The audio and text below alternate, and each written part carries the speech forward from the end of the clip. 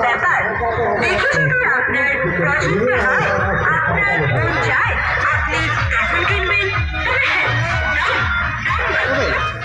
তবে হ্যাঁ, ভিতর বুঝিনি বললাম